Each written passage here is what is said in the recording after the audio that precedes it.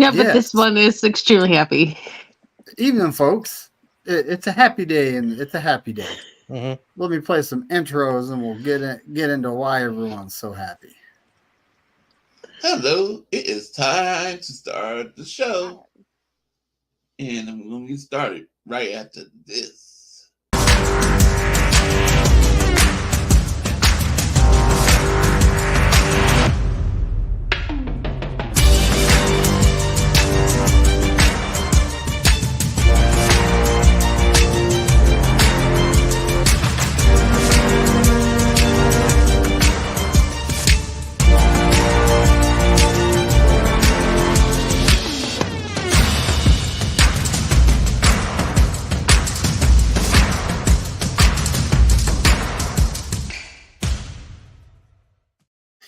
You know, if we win the Super Bowl this year, I'm going to have to remake that. Or call Tony, because shout out to Tony Culp. She's the one that actually made it, folks. But I'm the only one that's not happy today. Oh man. Well, you know. Although I'm gonna You'll be have happy on June 1st. Corona! I'm gonna be happy on June 1st, though. I mean, I'll ask you about that in just a second, Spongy. But Melissa, why are you happy today? It's Juwan Jennings Day. It's Juwan Jennings Day. It will forever be known as Juwan Jennings Day. Finally, he is not bitch slapped in the face by this organization anymore, and he has more than a 1-year tender.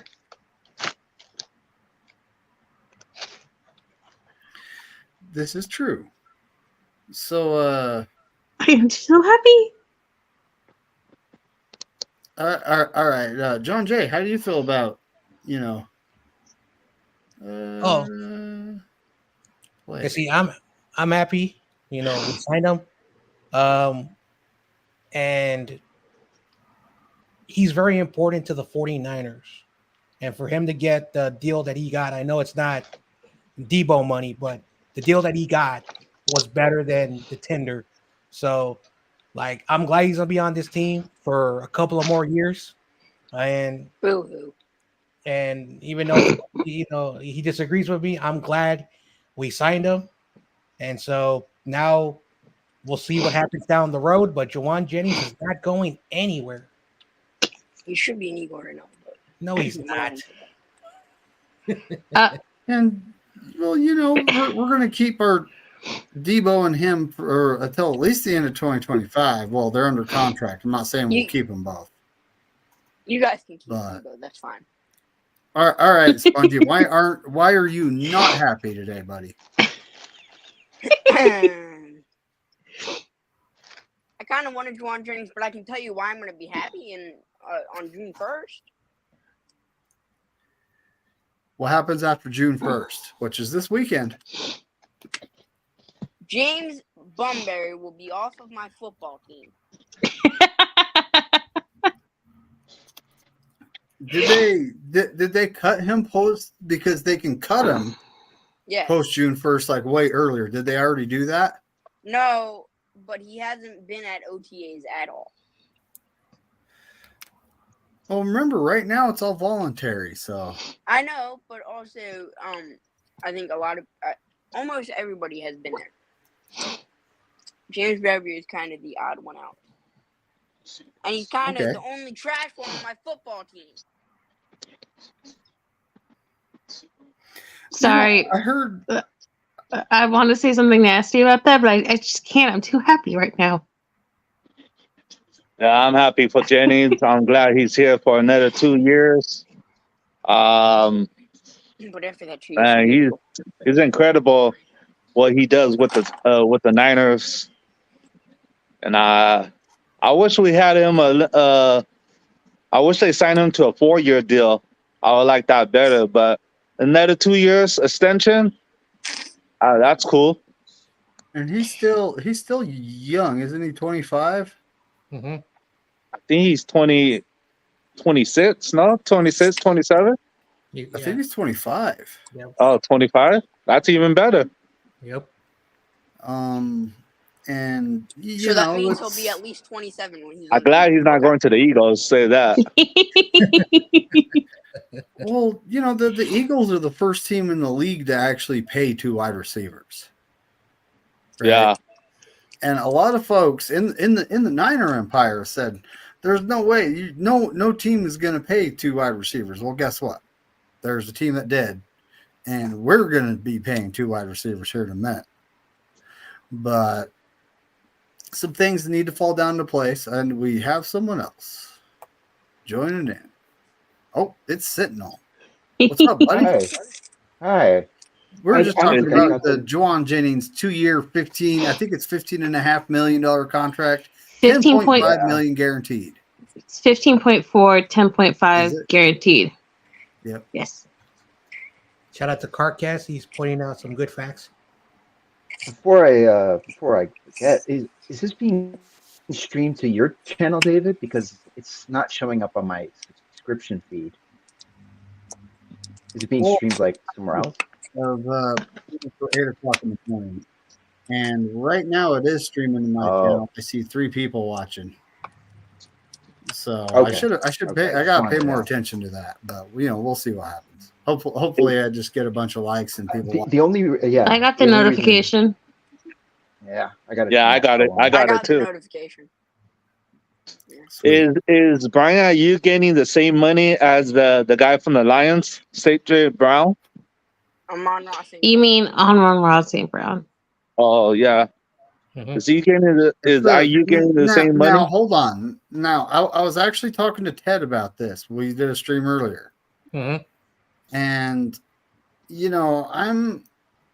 Armon St. Brown has 2 Pro Bowls, 2 seasons of 100+ catches. He is by far their number 1 wide receiver, Yep. right? Yeah. Brandon Ayuk has said, "I'm the 4th option on the offense." Don't say that stuff, buddy. Don't say that stuff. But he not only has 2 Pro Bowls, he has a first-team All-Pro. Brandon Ayuk does have a second-team All-Pro. For some reason, I think he got snubbed from the Pro Bowl myself, Mhm. but he doesn't have any of those. When it comes to money, it's hard to say where Ayuk lands exactly, because if a guy getting 100+ catches, 1,500 yards, Mhm. and getting a first-team All-Pro and a Pro Bowl nod is getting $30 million, and Ayuk is just like barely 1 slot under him when it comes to what a wide receiver actually is. If he gets more targets, he probably could easily surpass that production. Let's be honest. Here's the thing. You also got to think about this. When that St. Brown contract came out, people were saying it was a steal. Because for what, he's done for his repertoire or whatever, that money, it should be at least 35. So seeing Ayuk get 30 wouldn't shock. Well, and that's exactly it. Is we were actually talking about what's Ayuk worth? With the current market, CeeDee Lamb hasn't signed. And CD wants upper Justin of Jefferson hasn't what? signed. Mhm. Jefferson wants. Jamar Chase hasn't signed. Mhm. So we have 3 guys Mhm. that are up for extension that haven't signed yet. Mhm. And Armon St. Brown, if he's worth $30 million, those other guys are going to be worth about that neighborhood. Justin Jefferson probably a little more, because I say 40. I say 40. I say just. Well, I say and then we just match at the top Mhm. with Brandon, because Here's the thing. I I really think like the Jamar chemistry Chase- between Brandon and Purdy, and you can't Yeah. duplicate that. I say That's the thing, for like- Chase and Jeff, the guy from the Vikings, and I think that they might get like 40 maybe, because how good they are.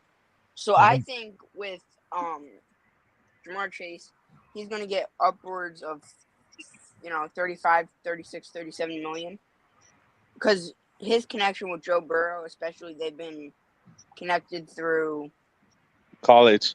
Mhm. college. You can't lose that. So I think they're going to get upwards of 35.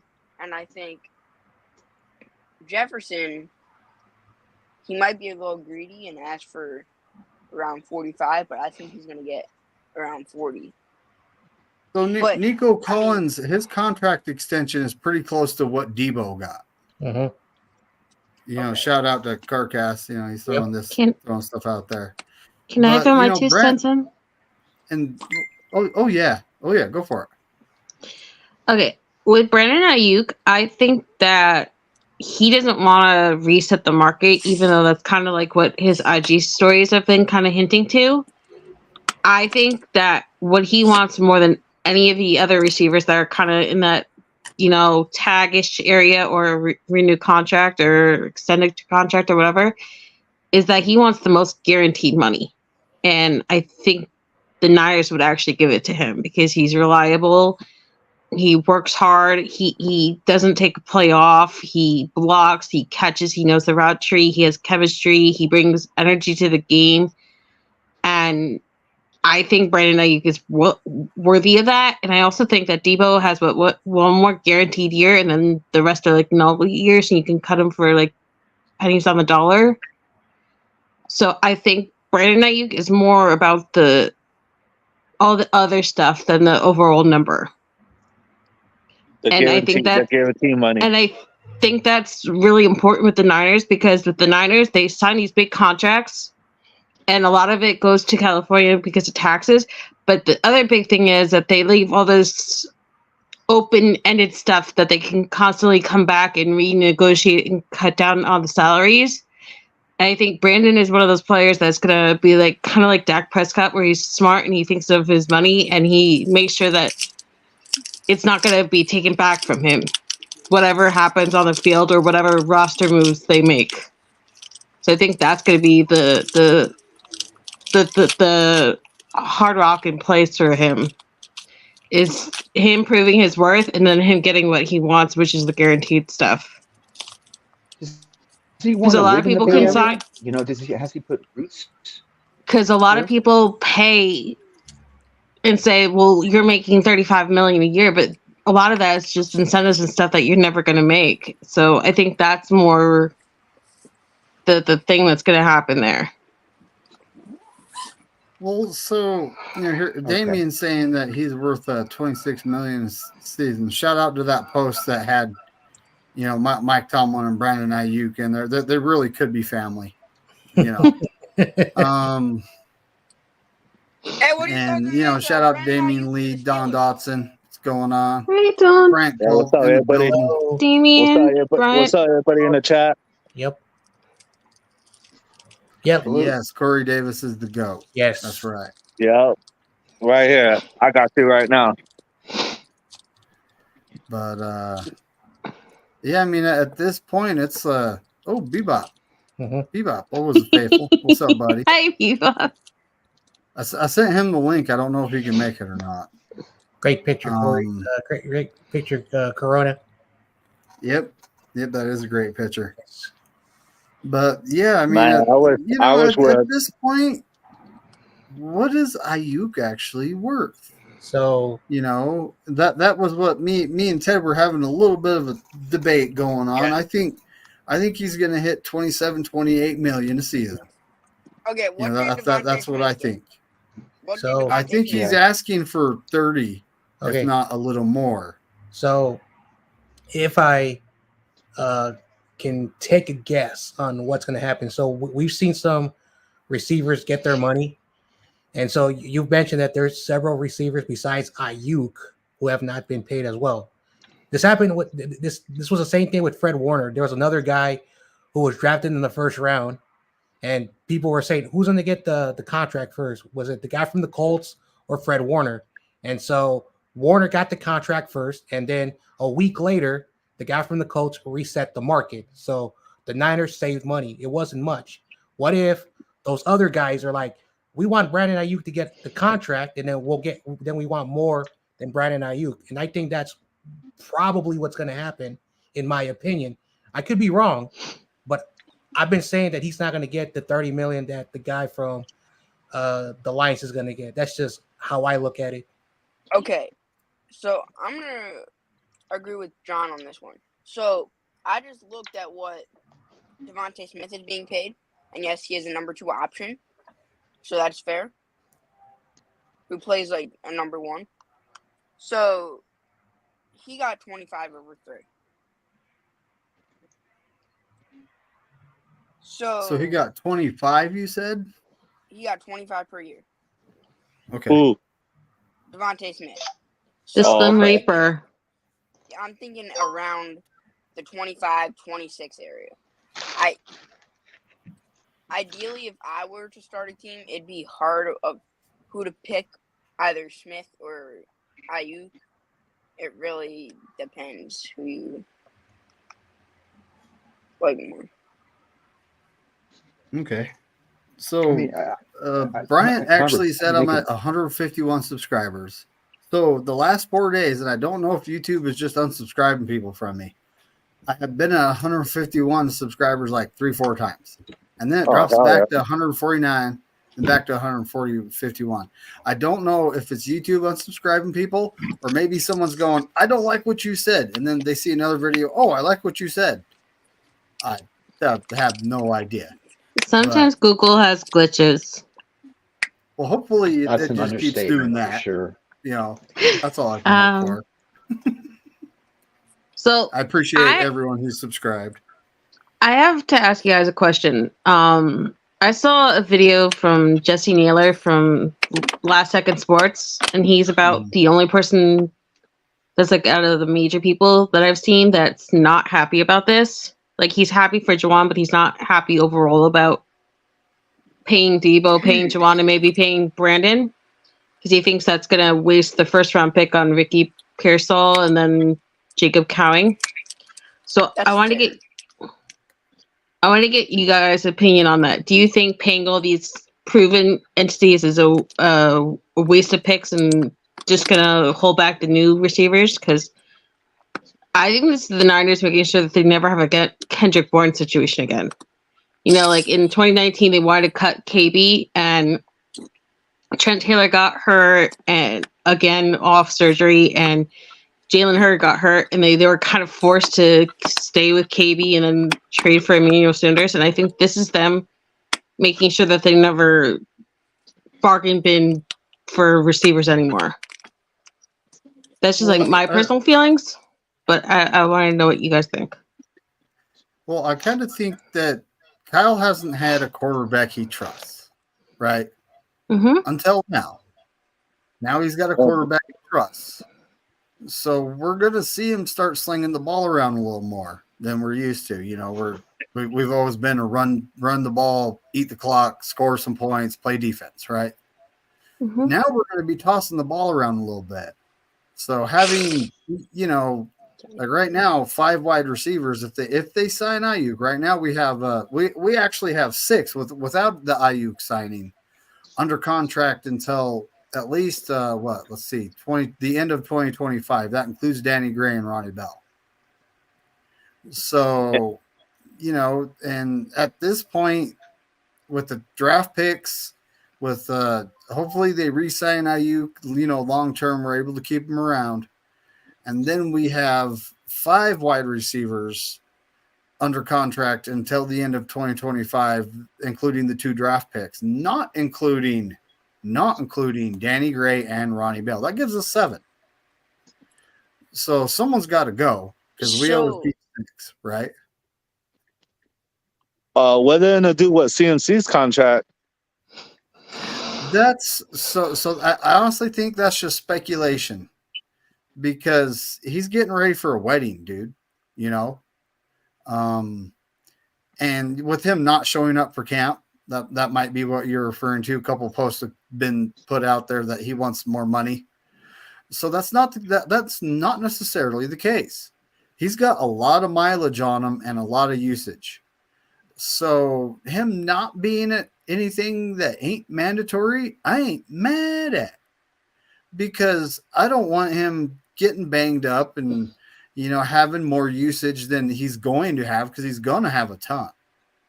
Oh, yeah. So I'm not mad about it at all. I'm not thinking anything of it. Dude's getting ready to get married. Then he goes on his honeymoon.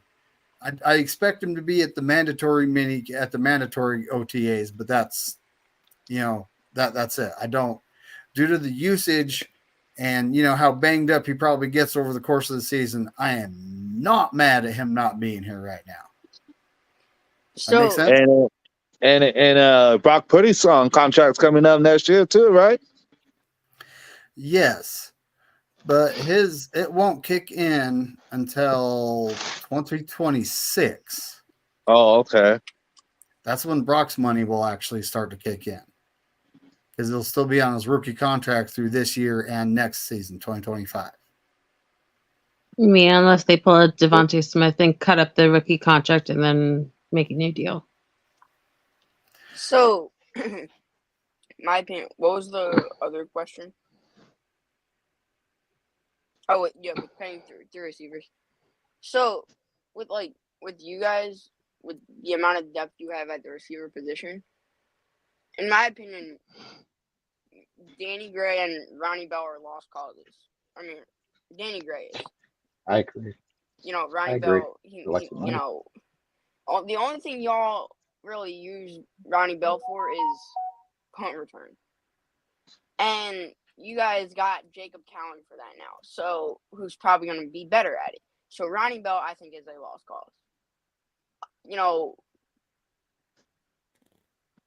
And then you got Ricky Pearsall, who I think Ronnie Bell and Greg is gone. Yeah, I think that too. In the long run, I think Pearsall might take that third position. I think after those 2 years that Jennings got paid for, I think his time with the Niners will be done, or one of the top two guys will be done with the Niners. So most likely Debo. But then you got Trent Taylor, who's probably not going to make the team. And then who else do you have? Is that it? Danny T. Gray, Martin. Ronnie Bell. T. Martin always comes back. I already said, Danny Gray and Ronnie Bell, they're lost causes. They're not. Their career with the Niners is done. It's done. Okay, I got to hook up a set of earbuds in my phone here. Yeah. When does Jenny's contract starts? Is it this year? The first 2 years? This year. Yeah. This is year one. Year two would be 2025. So it expires after 2025. Oh, okay. And So Debo, I think Debo is going to be in the second year of his 3-year contract this next season. Yeah. So he's also up at 2025. That's why I think y'all drafted Pearsall, because Debo, how old is he currently? 28. 30, I think. 30, I think. No. Debo he's not there yet. I think he's 27 or 28. So, by the time his contract ends, he'll be around 30 years old, and I think he's 28. He's 28, yeah. So he'll be around. Yeah, he'll be about 30 when his contract ends. And I think that's for most receivers, that's the point where they start to regress a little bit. And I think that's when Pearsall can step up and take that spot. I mean, and then you'll have Ayuk and Jennings and, Cowing if he even, because at Arizona, he was dropping a lot of passes. And, I know that might not matter in the long run, but we'll have to see. Well, you got to figure, as we're going, some of these contracts we signed many of years ago, which George Kittle's one of them, Trent Williams is one of them, will, eventually go away, but then you also have to replace the player. That's the problem, right? I also think, next year in the draft, I think there's some offensive tackles that, could really play. I have to look at the class again. But I think this is Trent's last year. I think he's going to retire. Because, I mean, that's what he promised to y'all. He promised one more year. I mean, I think even if y'all don't win the Super Bowl, it's really kind of like Kelsey, although Trent's a little bit older. Because I believe Trent's 38, 39, right? Yep. No. So. No, he's not that old. He's like 37, I think. 35, 36. Okay, but here's the difference, though, Spongy. Jason Kelsey never took a year off. Trent Williams took about 2 years off between, his battle with cancer and then sitting when he came back because he didn't want to play for the football team because of all the health issues that he had with them. So he's not broken down as Jason Kelsey is. And Jason Kelsey also has a really young family. And, he's had another option handed to him because of his podcast with his brother. So he kind of goes into media and he has that next thing already in sight. Well, Trent might have, that other thing in sight, if they want him to be. No. I'm not saying that Trent doesn't. I'm saying, and, your boy won his Super Bowl. He's the first one who brought a Eagles Super Bowl. He was the face of the Super Bowl victory party. And you have to think the last couple of years between Carson Wentz and Jalen Hurts and everything else that's been going on with the Eagles, that's got to be hard on Jason Kelsey. And you guys rode his back entire season last year with that brotherly shove thing. Like he was in the ice tub for like 5 hours post game trying to recover from that. Like that's a lot to ask somebody to come back another year and be like, well, we need you. Like at the end of the day, he had to retire. Especially, with all the, health issues he has had. It's nothing as severe, as cancer, but, he had to put stuff on his arms every single day. And it was kind of showed in that, documentary that came out, and he said, if he plays one more, he most likely won't be able to play with his 2 daughters and 1 boy, I believe. No, it's 3 daughters. Yes, 3. So I don't know. I think Trent has does he have a? I think if we win the Super Bowl, I think Trent's gonna retire because that's what he's aiming for. And he definitely wants a Super Bowl, but if say, I'm not wishing injury, I'm not, but say if he gets hurt at some point this year, after this year he might be done.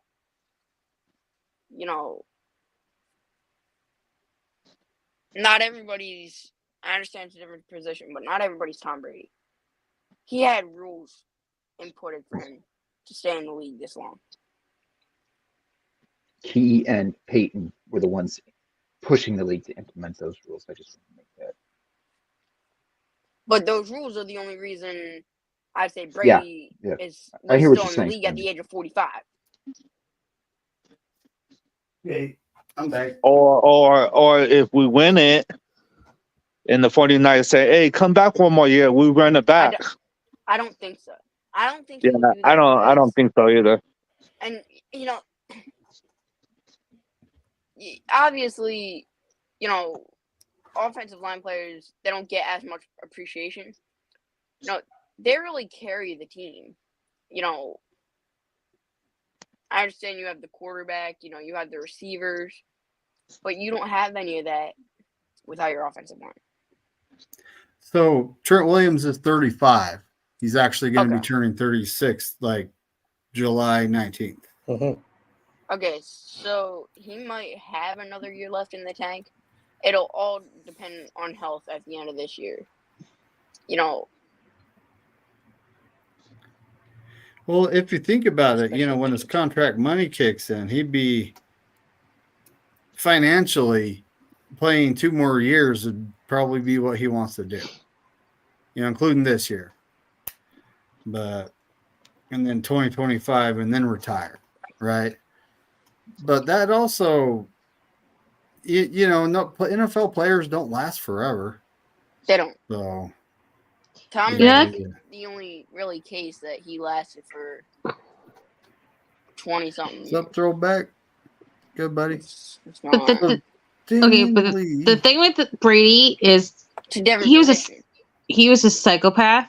Like when your Exactly. father is going on multiple medias saying that you're gonna have to take my son off the field in a straitjacket, and you practically throw away your marriage and your kids because you refuse to give up the game, like that is different.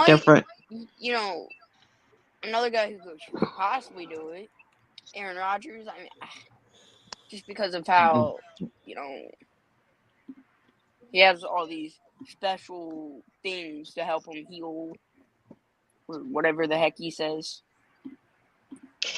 And then as for Trent Williams, I could see him like doing a Joe Staley thing where he seems like he's coming back for one more year, and then you find out that he's retiring at the draft once the Niners have a succession plan in place, because he's really tight with Kyle Shanahan. He's really tight with Chris Forrester. He's really close to a bunch of people he worked with at Washington that are part of the Niners organization.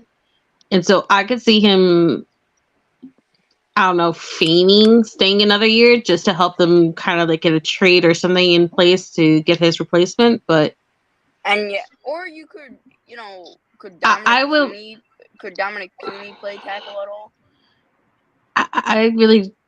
I don't guess about the Niners in the offensive line. I mean, I think Jake Brendel should not be our center anymore, but that's just me. But oh, you'd be great as a CG. But I think at the end of the day, no matter what happens, I'm grateful that Trent Williams chose the Niners, and he chose to stay with the Niners, even though he could technically have 2 Super Bowl rings if he did go to the Chiefs. And he was like this phenomenal player that we got to see in our colors and play for our organization. And that's why he's up on my wall. And I think he's an inspiration. And no matter what happens, I will always be grateful for Trent Williams being a Niner. And yes, Levi, according to the website, the Eagles roster website on ESPN, we are going to run a 3-4 defense. So Fangio is. If you have Fangio, you're running a 3-4 defense. Yeah, pretty much. Yeah. But so Damian Lee says he bets he can outrun Big Dom. I looked at Big Dom's stats as in size, and I think Damien, I think you got this, buddy. Wait. Oh, yeah. No. What's The catalyst would be Big Dom running away from Dre Greenlaw. 6'5", 402 pounds, Spongy. Put me out there, man. I wish anybody. Big Dom. That's a very fitting. It's a very fitting nickname for the guy. He's I may not have my speed when I play baseball, but I could give Big Dom like a 10-yard head start, and I'll still beat him. I'm sorry, Spongy. I apologize.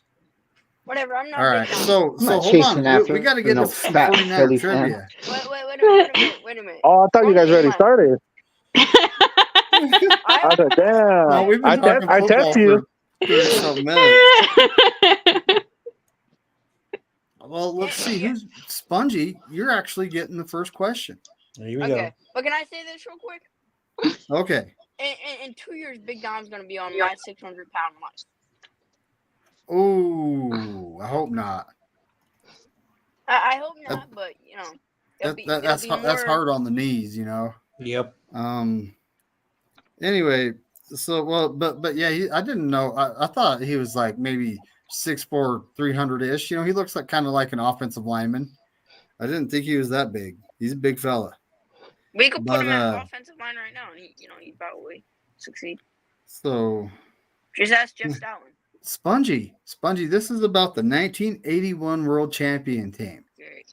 So which team did the 49ers defeat to claim their first Super Bowl? Are there any I'm gonna say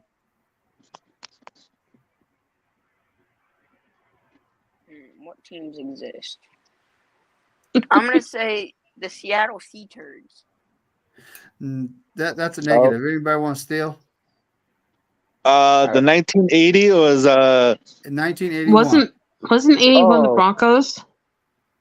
Nope. Was the it, Bengals? Bengals. Yep, Bengals? there it is. Yep. Bengals? I was gonna say that, but I was not fast enough. Yes, Chris Collinsworth. It's actually Still mad. He's still mad because of these things. he is. It's emotional damage. You know. You guys see that Jeff Garcia interview with East Coast? That was fun. Yes, that was really good. That was really good. Yeah.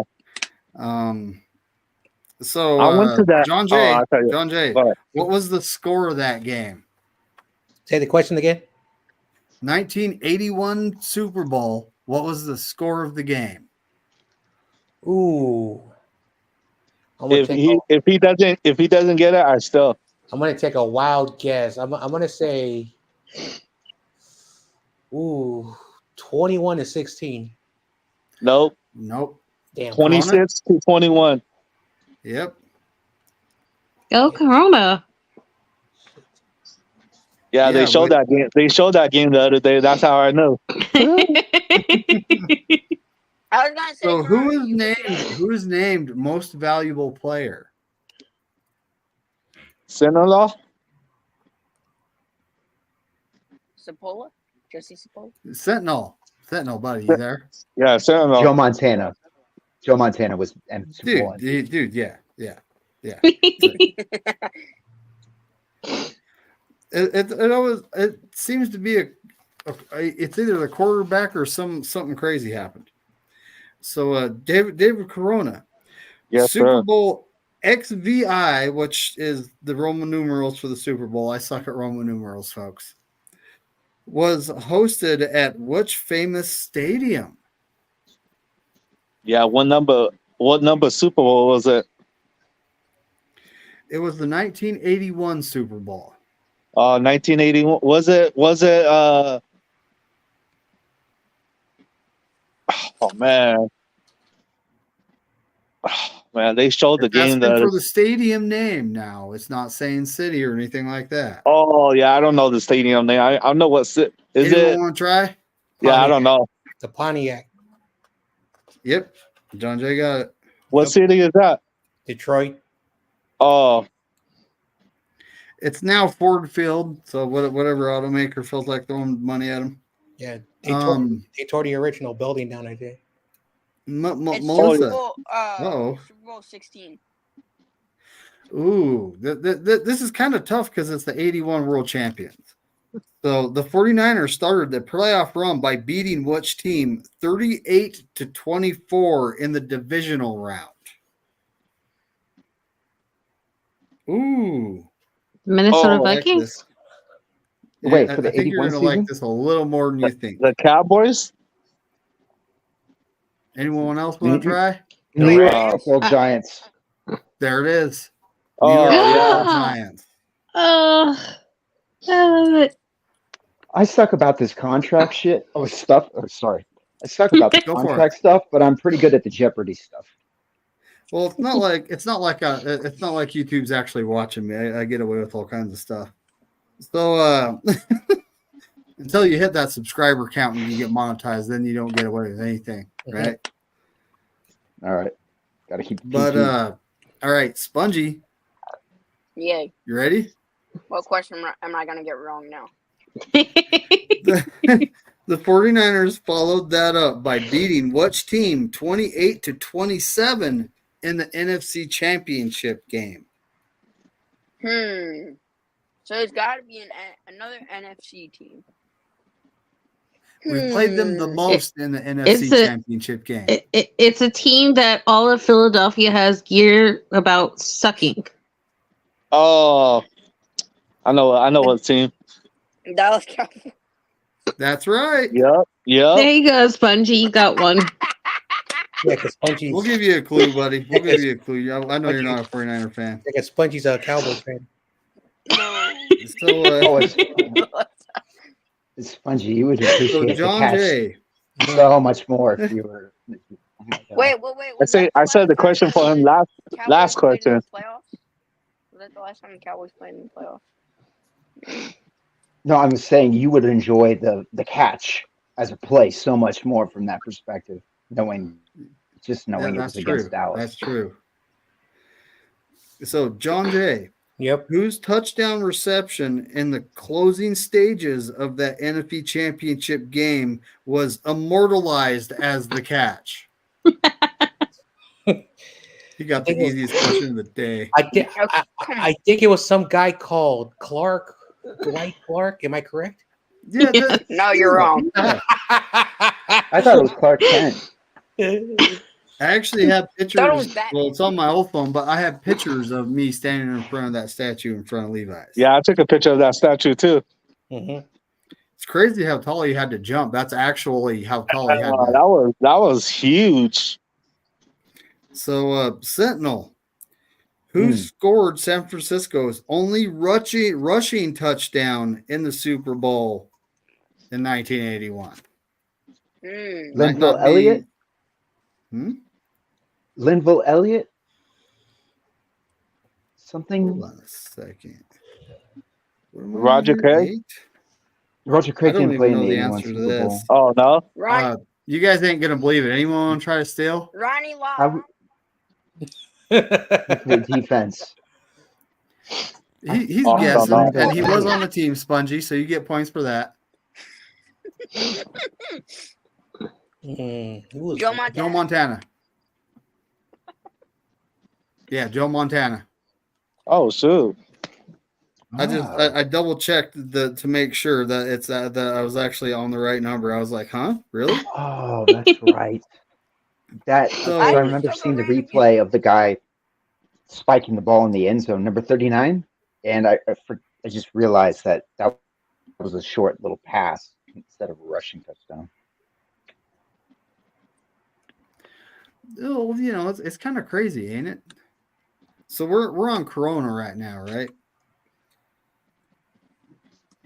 Joe Montana threw a single touchdown pass in Super Bowl in 1981. I keep saying the Roman numerals, but I'm not good at that. Who caught it? Who caught Joe Montana's only touchdown pass? Was that Clark? Rice? Rice? Steal? Jerry Rice? Nope. He wasn't on the team at that point. Jonathan Taylor? He wasn't either. Freddie Solomon? He was, but no. Earl Cooper. Earl Cooper. Oh, I won't even get that right. I don't know who that is. And David Corona. Yes, sir. This is actually, I wish Bryant was here. Which kicker converted 4 field goals and 2 extra points in the Super Bowl 1981?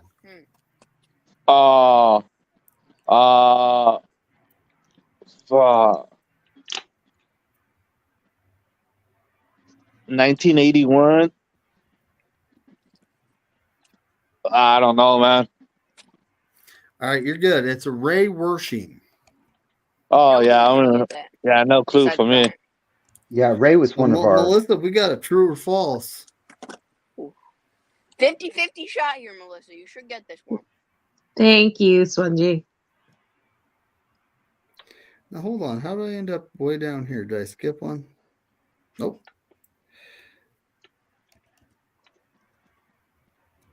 Spongy, did you enjoy the Philly game today?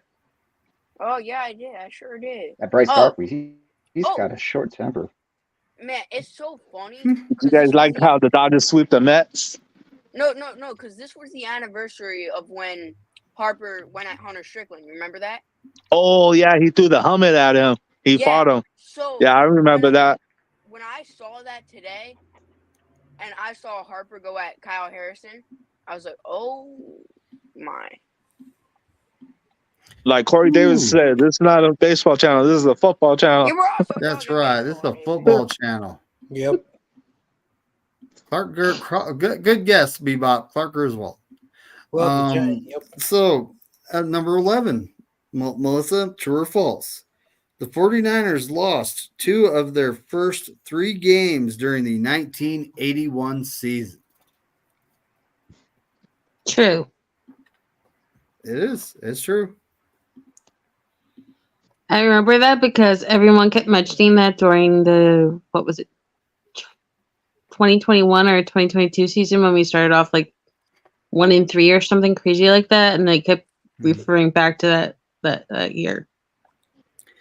Dude, Spongy buddy, I think you'll actually be able to answer this one. You ready? Oh wow. Oh wow. Who was the head coach of the 1981 World Championship team? Oh, Is it Bill Walsh? That's correct. Go Spongy. All right, John Jay. mm-hmm. Who was the quarterbacks coach on the 1981 49ers team? He later went on to become the head coach of the team the 49ers faced in the Super Bowl. What? Oh, he actually went to the Cincinnati Bengals to be the head coach. But who was the quarterbacks coach in 1981? Oh crap.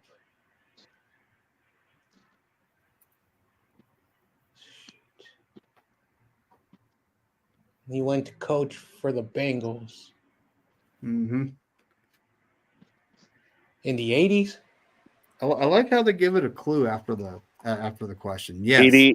81. I think he actually went on. I don't know when he went there exactly. Sheesh. I don't know the name of the coach.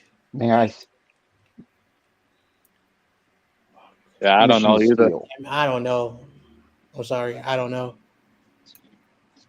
Yeah, I don't know either. See, Sam Weish. Sam White. It was Oh, Sam Weish. yeah, Sam got it right. And I didn't even know. I didn't really know that, but I'm not a Bengals fan, so Yeah, I don't know anything about the Bengals. So Sentinel, Mhm. who led the team in touchdown receptions in 1981 with 8? Oh, Dwight Clark. I actually heard his name earlier, but it wasn't the right answer. Oh, Freddie Solomon. That's right. Yeah, Freddie was masterful. Freddie Sonata? Freddie what? A lot of folks think that Solomon. Oh, that's right, Solomon. Freddie Freddie Solomon. All right. David Corona. Yes, sir. Who was the only 49ers receiver to pass the 1,000-yard mark in 1981? Right receiver. Receiver, tight end. They called them all kinds of things. Yeah. Vernon Davis? No, that's tight end, but I like the guess. Anyone want to try to steal? Dwight Clark? Jerry Rice. Oh, I Melissa would say got Dwight it. Clark. Yeah. Oh, Clark. How can I not? Man. People do get him confused with the tight end because he's, the receivers back then weren't built like that. You know what I mean? Right. So, Melissa, this is kind of tough. But who led the team in rushing in 1981 with 543 yards? I definitely don't expect you to get this. Montana? I have no idea. Wait, what was the question again? Anyone want to try to steal? What was the question again? Who led the team in Niners with running? In rushing in 1981. Is that Limbo Elliott? Ricky Patton. Oh, I was going to say Ricky Waters. Ricky Patton. I don't think Ricky Patton was with us for very long. But Spongy. Patton. Yep. I expect you to get one of the two right. So which pair of defensive backs combined for 16 interceptions during the 1981 season? Ronnie Lott.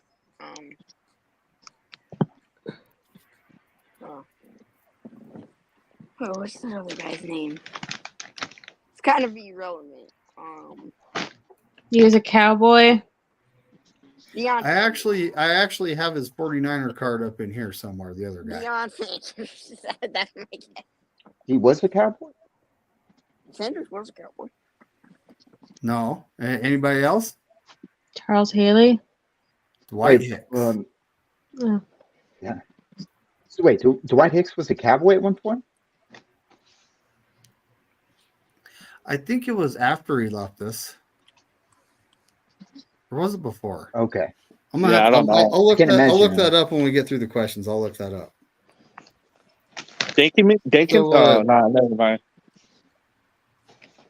I'm trying to think. I only got 3 questions left. And then this page is done. John Jay. Mm-hmm. Who was the defensive coordinator on the 1981 World Championship team? 1981.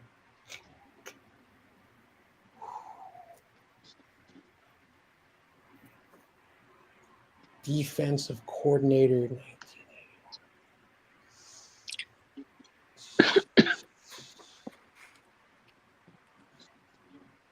1981. And this is a tough question. Yeah, I don't know either. I want to say Holmgren, but I know I'm wrong. Does anybody else know? Anyone want to try to steal? I'll try to steal. That's okay. George Seifert.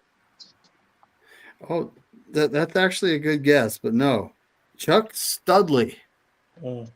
Chuck Studley was the for 81, the defensive Yep. coordinator? Yep. Wow. Okay. Oh shit. That's insane. But yeah, Damn it, Chuck sorry. Studley. So Sentinel, it's you. We got Seifert was which the defensive back coach. only Seifert was the defensive back coach for that season. I should have recalled. Yeah. Damn. All right. But you're good. What was the only AFC team to defeat the 49ers in 1981? A, Cleveland, B, Denver, or C, Kansas City? Why is it Philadelphia? Was the Eagles Can you repeat ever that, an please? AFC team? So it's Cleveland, Denver, or KC? Denver. Anyone Denver. want to try to steal? Denver. Browns. Melissa got it. Uh, I don't know if they had they probably had Bernie Kosar back then. Something about those Midwest teams, man. That's crazy, ain't it? So we're on Corona, right?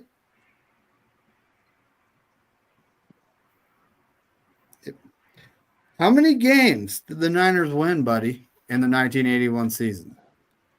A12, B13, or C14? 13? That's correct. Sweet. I think I'm only going to do 1 page today. Anybody else anybody got anything they want to talk about? Yeah, do can have I this give- question. Go ahead, Melissa, and I'll ask. I just wanted to give a quick shout out if you guys don't mind. Go for I it. wanted to show you this guy. This is a bobbleheaded T-shirt that my friend Inspector Dabbit, also known as Robert on Twitter, made for me. He combined Joe Staley and George Kittle together, Oh, hell yeah. and he's also the one who made my collage up on the wall. I've seen Mariah post about him. Yep. He's the one that gives her all the stickers that she gives away in her giveaways. So like all those athletes that she adds to her collection are what she gives away with her cards. But I wanted to give him a shout out because like he had this up on his website. He had George on his own and he had Joe on his own, and then he had one with Navarro Bowman and a bunch of different guys, including Chase Young. and he knew how much I love these two, so he made a special for me. So I just wanted to give him some love on the show because I really love our community, and I can't wait to add this to my lineup this year to watch Niner Goose with all of you. So I personally love my Eagles community Oh yeah, too. You know. Yeah, EC one. yeah. I haven't won nothing Yeah. yet Hey, on so Mariah. Dwight Hicks never actually played for the Dallas Cowboys. no, I thought it was Charles Haley. That's why I was talking about Cowboys. So it was That's my he bad. was with us from 1979 to 1985. Won 2 Super Bowls with us, and then he went to Indiana and played free safety for a minute. Okay, so I got this question. It was kind of pitched earlier on the Chris Long podcast, the Greenlight podcast. So I kind of want to bring it up here. So he was talking about how he was talking about some old stadiums like Candlestick, Shibe Park, which is in Philadelphia, which was a baseball stadium. So, and he pitched this idea: what if they didn't demolish the stadiums and they made them like parks, and each place where they made like a specific play that's like known in history, they would mark that spot on the field. So you'd be walking, say, in Candlestick, and you have somewhere marked where the catch happened. Like, would y'all invest in that idea? Well, I'm biased, so I'm gonna say yes because I live out here. So Wait, would you have to tear down the stadium to do that? I think what he was saying was you would keep everything about the same. But the problem is, all those stadiums have been torn down. I'm saying if they weren't torn down in the first place. Well, like that's what he would so the reason they tear them down is because they're not structurally safe. Mhm. But my idea for that would be, make it a big old park, put the football field exactly where it was, and then just kind of, it's a park, so you could put up you could put up markers where everything was, like entrances and where their locker rooms were. You could actually put up stuff like like what's in parks these days, like the toys kids play on. You can put up things like that to mark that this was that area. It'd be really cool Right? if you did like a Madame Tussauds thing where you like made wax figures of the play themselves. Yeah. Or if you have like a hologram projector that constantly plays the play on loop, so you could constantly rewatch like Navarro Bowman with the pick at the stick, where he lands on his back in the end zone. I just thought about this. What if you make it like a museum? Kind of. Well, I think I'm the only person who can say this because I actually know the lady who was in charge in the final years before they tore it down. They still did tours. They still let people go in there. They still did concerts. They actually did a FIFA friendly match at Candlestick Park, which was pretty cool. It sold out just to watch a soccer game. And I remember Ronaldo, because Portugal played there against Mexico, and Ronaldo was asking the lady, saying, "Can you tell me the history of this stadium?" And they gave him a private tour, and and he was like, "Oh wow!" So he was joking around with the Portuguese media, saying, "Oh, I think the Portuguese players, so we could take some of this aura of this American football team as a joke." But yeah, for like 3 years before they tore it down, they still did stuff at the stadium. People even went to where they had the former players play a flag football game. A lot of people went out there. That was fun. But yeah, like McNiner said, that thing was built in between 1955 and 1957, just before the Giants, started playing there. So it was way outdated. So that's about it. I'll stop there. I went to the 1998 game with my uncle back in the days when Jeff Garcia played. and I think they got the butt. Well, I think they played Buccaneers with Sapp and all those other guys. That's the first time I went, and I seen a baseball game in Candlestick Park too. Yeah, that was the final year. Yeah, You know, tell it goodbye. they had a tour because my uncle used to be a truck driver, and his company went out there, so he asked me if I want to go, so I did. Yep. So that was awesome. Yep. I really wish they could have just tore it down and then rebuilt it, but just with all of the modern necessities that we're so used to, what the Wi-Fi, Yeah. and have it like really well earthquake proof and build it identical almost, but just have it modernized. Yeah. You could have like instead of like open air, you could have a retractable roof if need be. Just I know, like the original design that's Levi's was designed for Candlestick Park. That's the original, and they just took the idea over there because the reason why there's two openings because they wanted one of the skyline where you could see the Bay Bridge and the downtown, and so a lot of people have asked me, people have come from out of town and asking me, "Hey, why did they build a stadium like that? Because it's so weird in Santa Clara." Yeah, because Santa Clara, like the surrounding area, because I actually went there. It's just it's like a financial hub and a lot of nice homes out there, so it doesn't really have the aesthetic. And so someone did a joke to me. They said, "Where hey, let's put like they did like a Photoshop just as a joke where they put Levi's at the Candlestick, and you saw that opening looking down." I said, "Oh crap!" So that was kind of fun. So. The Niners should have just, if they were going to put it out there, they should have made different designs. They should have made a different design. I was looking at the tickets for the Detroit game. They're going 185 right now on top. Damn.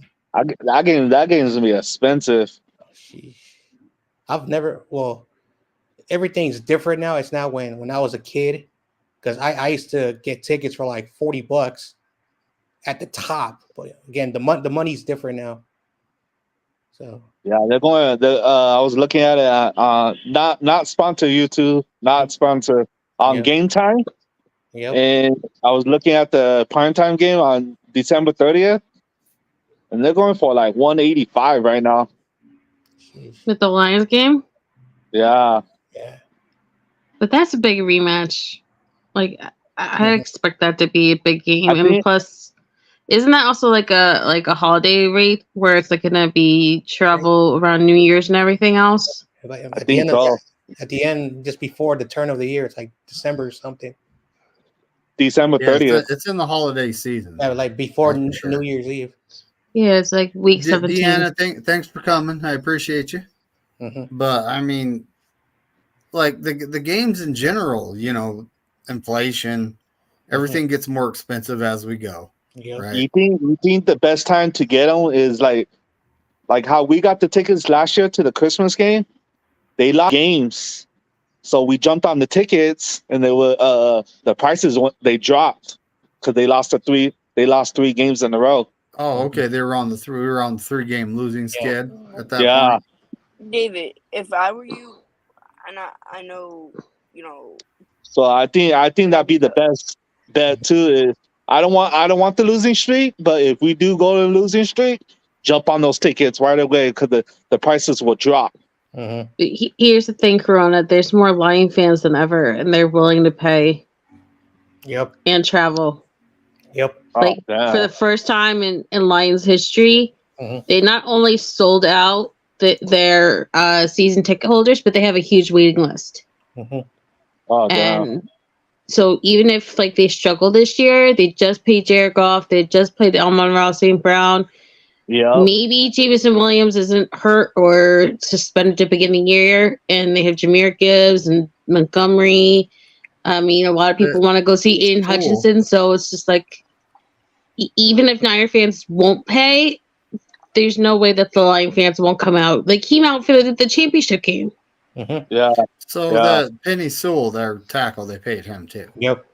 Yeah. So Rams because Rams don't let the other teams sell their tickets. I wanted to say that. Hey, it's not our fault that the Rams can't pack their own stadium. Yeah. No, but it's really pathetic. Right? It's really pathetic when you have Kelly Stafford and Melissa Whitworth trying to blacklist all non-LA residents to go to your stadium because your husbands are whining about it's being too loud. Well, as an owner of any professional sports, if the seats are sold out, it doesn't matter who's buying the tickets. It's revenue for the stadium, for the team, and also for a local economy. So they really don't care who buys the tickets. Didn't Dallas do the same thing in what was it, 2021 or the last time we played in Dallas? They tried having a whiteout, and they wanted to like drown out the Niner fans or something crazy like that. So, well, that's a giant stadium, over 100,000. So of course you're not going to have 100,000 Dallas fans. So it's hard. Again, like if Jerry Jones decided to make it that big, so you got to sell it. Even if you're going to have like 90,000 49er fans, that's your fault. You think the Chicago Bears is going to be expensive? What? You think the 49er? I might have to check it out. I don't know. Speaking of famous fields, what happens if they tear down Soldier Field? Because that's one of the oldest. Yeah. Oh. They're replacing it. Yeah. So That me and sucks. Corona and Mick Niner know a few Bears fans. There's one that's delusional, but that doesn't matter. The point is that there's a guy. His name is Jonah. He's a good dude, and basically what he told me is like across the street they have like a little pot of land, which is technically outside city limits. I don't live in Chicago. And they're basically going to keep that other stadium for the MLS team that's out there. So that's so disrespectful. That's weird. But again, I don't live in Chicago. That's what KC did too. They did the same thing. Patrick Mahomes and his wife.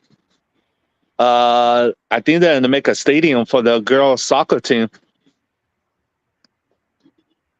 Yeah. Huh. Also, are they going to be in Kansas City? Because apparently they want a new stadium, and the people in Kansas City, they don't want them. That was weird. I think the rumors right now they might go to San Antonio. Anyway, whatever. It's not my team, so I can care less. Yeah, that's not my team either. So all the rumors right now, they said they might move to San Antonio. Then they switch the jerseys to like blue, like almost like the Cowboys. Ew. You know, it'd be hilarious that the Dallas Cowboys be like the third most popular NFL franchise in Texas. Yep, that's happening right now. They're becoming more irrelevant. If the Mavs win the finals, the Texas Rangers just won the World Series, and I don't know who's going to win. I know Dallas is pretty good in the. No, but I mean, I hope Dallas beat Boston. Like, CJ Stroud and the Texans are kind of like taking over popularity right now. Yeah, that's right. They're this big, great white hope with D'Amico Ryans and everything else, and just I think that's going to be one of the most fun games that are like non-Niner games for me to watch. It's going to be Texans Cowboys, just because it's going to be. Yeah, it's going to be fun. Like last year, they had what was it, the Titans versus the Texans, and then the Titans wore the Oiler uniforms against the Texans, and then they lost. And it was just like this big boost for Houston fans. I think it's gonna be Houston and Baltimore on Christmas. Yeah, it's on Netflix. That's gonna be a good game. Hey, imagine the 49ers in Houston, Texas. D'Amico comes in town, goes all the way to New Orleans. We face him. David, I would love that. Mm-hmm. I don't want to face D'Amico Ryans in the Super Bowl. Me too. Yeah, me either. Yeah, I don't. I think he's a good coach. He's smart. Okay, what would you prefer? Exactly it. He's smart. What would you prefer, Texans or Andy Reid again? I go with Texans. Andy Reid. Andy Reid. Yeah. 100%. Mhm. Because Andy Reid. D'Amico Ryans knows their football team, knows the systems, Mhm. right? Yeah, And exactly. he learned Kyle. He learned the lessons that Mhm. Kyle had to learn the hard way, the easy Mhm. way. So Yep. he took his QB right off the bat. Mhm. He traded up. He took an edge because he knows how important an edge is. Nick Bosa, right? And then he started to build the base of his team, and he made the playoffs the first year. Mhm. Yeah, but here's the difference, though. They baby the Kansas City Chiefs. They never call them false starting or holding or anything else. And Patrick Mahomes is like practically handed a victory all the time, especially in the playoffs. Like, out of a fair contest, I'd rather have the Texans. Yeah, and we got a better defense. Well, the I think we could shut down C.J. Stroud. Plus, you get to see Christian McCaffrey versus like Aziz Al-Shire and Jimmy Ward and just like all this fun, weird stuff that's like Niners versus Niners. And I'm kind of sick of seeing Patrick Mahomes in the Super Bowl, honestly. So one thing until I get to see it, maybe it's just that this team for my entire adult life is always, every time they have something, they always find a way to blow it. And again, I'm not a fan like, oh, fire Kyle just because I'm mad and we can't win. But until he wins, I say this not as a joke, but we're like everyone else. We're like the other 31 other teams. We don't have that trophy. And until we're able to do that, and Patrick Mahomes, he's going to be there for a long time. And if he's going to be that guy that's going to stop us year in and year out, Kyle has to find a way, and all our coaches, to beat him. Because maybe I'm just a homer, but I'm not worried about the NFC. I'm sorry, I agree. But we're an NFC title team until Kyle can finally go over. I know Andy Reid, it took him a while. It took him a while to, finally get that. So, and I don't want to make any excuses, but he got his first ring against the 49ers. He got his third ring against the 49ers. So I'm not saying that Andy Reid went over the hill. What if Kyle was smarter, or say there was another coach who was smarter? Would Andy Reid still be that guy who chokes? And so the narrative does change. Again, these are just all hypotheticals. So for me, we got to learn how to beat Mahomes, because he's going to be there for a while, and he's only 27, 28, and quarterbacks now play until their 40s. This is why I was hoping that we had gotten Belichick. I know it's delusional, but as defensive coordinator specifically, I really like that idea and floating it around. But because Belichick is the only one who has stopped Mahomes twice. Well, no, he stopped Mahomes several times. I don't think him and Kyle work together and be on the same page. Yeah, but yeah. I like the idea of what you're saying, but I don't. Kyle wants to be the head guy, and here comes Belichick. He's gonna try to be the head guy. Like they're gonna be bumping heads. So Actually, I think Kyle just wants to win it, just to say I did it myself. I didn't need it. Yeah, exactly. I actually think after last year, it's not Shanahan that's going to be the issue with whoever is DC. I think it's going to be the players.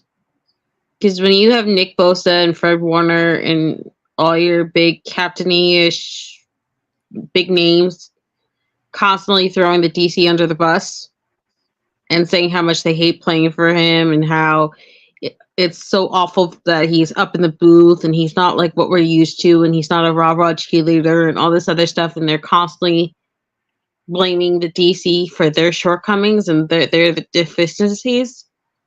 I think that's a far bigger issue that nobody really wants to talk about with this defense than it is Shanahan getting along with the DC.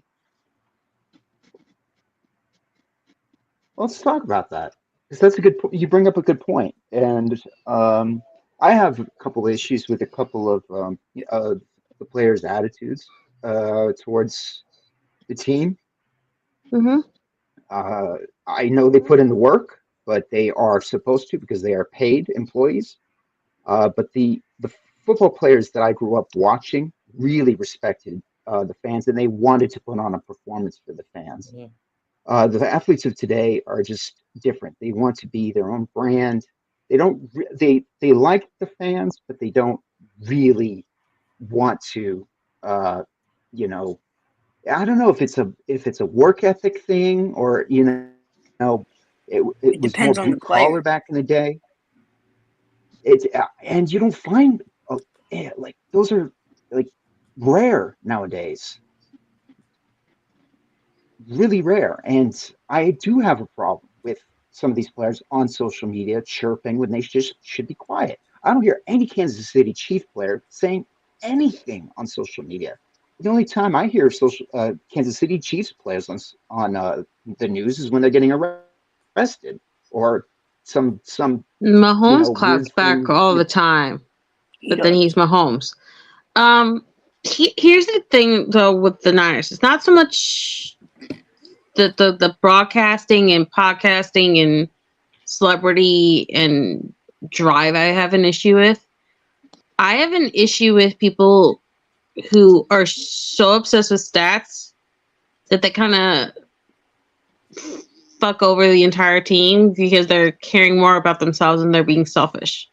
Like Fred Warner for years would call out Dre Greenlaw and any other linebacker that wasn't gap disciplined or didn't do their job or was sloppy and took bad angles on tackles. And this past year, ever since he's done the podcast with his wife, that's all he's cared about is interceptions and sacks and fumble recoveries. And he's not doing his job. Yet he's being one of the highest paid players on defense. And literally, he almost took out 3 Niners last year trying to steal an interception from Jair Brown from Drew Lock. Like, that stuff is not acceptable. Like, you're calling out every player around you, every coach around you, and yet you're the one who's kind of like doing all this shenanigan stuff, and then you have the right to be outraged. Like, that's really messed up. And I have a big issue with that. And I hope things are different with him this year, but I've lost a lot of respect for Fred Warner. Wow.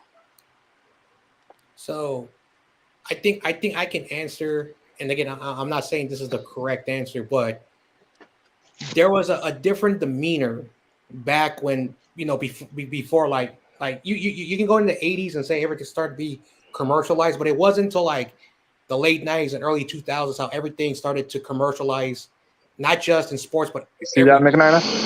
so Yep. and then when you look at college football, I think is a good example. Back in the day, now college football has changed, but that's not the point, and that's for a different conversation. But you go to these stadiums where these college football players play, and one example, Alabama invested, I think close to $1 billion to give these young kids the state of the art. Like you walk in there, it looks like a lounge. There's TVs. You get there's like juice places. Like they treat these kids. So then they play there. They're playing in Alabama. They get drafted. And so I think that these kids are getting pampered by these big universities. Not all universities, but you see it. And then they enter the league and social media. These guys are young. They're young. They're younger than me, which is weird. And I look at them as like, these guys are they're like adults. Like, no, they're younger than me. And they're on social media, just like everybody. And so just like a young person, they live on social media. And like they do all the things that the young people do. Just like the joke where we make fun of Kyler Murray that he plays video games versus playing football. So that's a thing that maybe these guys are like, social media is their life. They want to show their fans what they're doing every moment. You brought up Fred Warner, and I forgot he and his wife have a podcast. You're a football player. After you retire, you can do whatever the hell you want. You're a football player. And so with all these things and their branding, they're telling their agents, oh, let's make T-shirts, let's do this. Let's we talked about Patrick Mahomes and his wife are investing in the women's soccer league. They're not players no more; they're businessmen. And that's why we talk about, hey, look, they're complaining about their money, and not just our team, but all the teams. So I think it's just the commercialization, what these players are entering. They realize, hey, I don't have to be on this team. If someone gives me more money, I'll hold out, I'll do this and all that.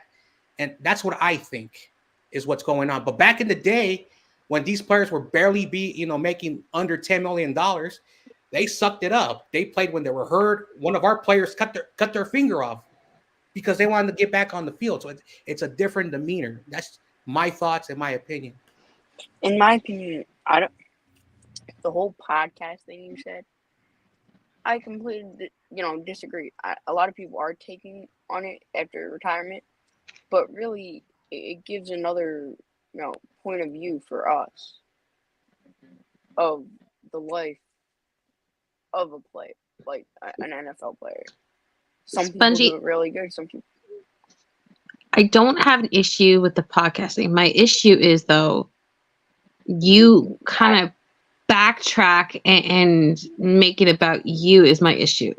It's like Michael Parsons. He always goes on his podcast and then he blames everybody else for why Dallas is struggling or why he hasn't had a sack or why he has a tackle. It's not so much what you're doing. It's the mentality you're bringing with it. And then the hypocrisy of then giving other people crap because of your shortcomings. That I have an issue with.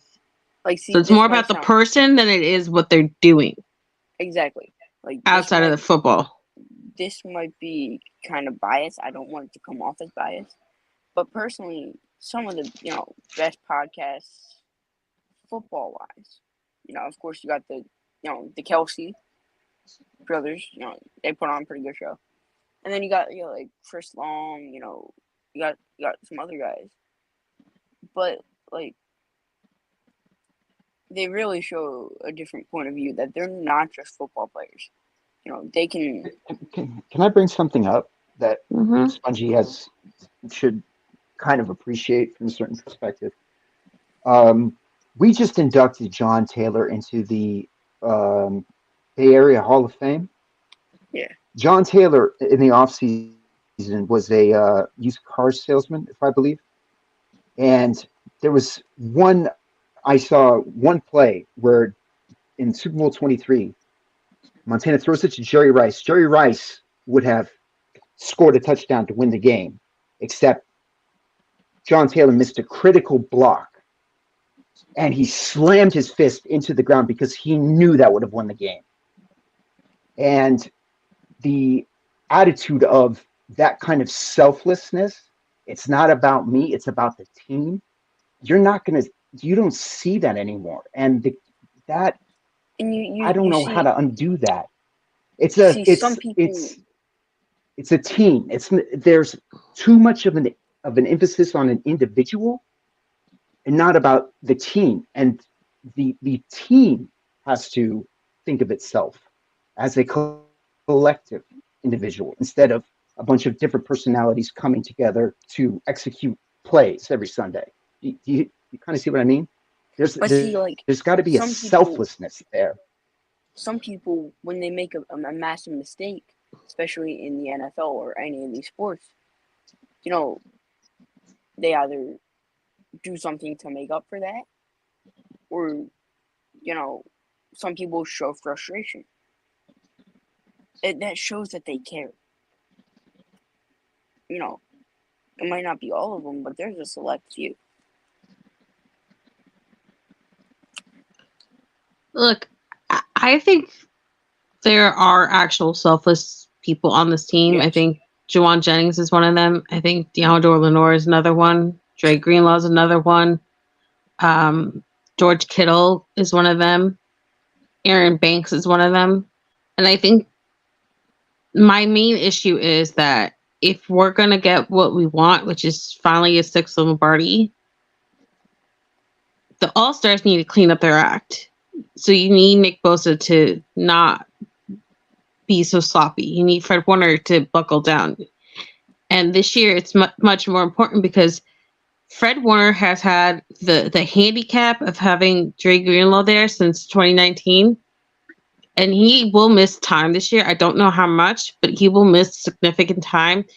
And so there's no other established huge linebacker to fill in like we had with the CSL year. So I think this is kind of like his make or break moment. Like everyone calls you the best linebacker in all of the NFL right now. It's either him or the guy from the Ravens.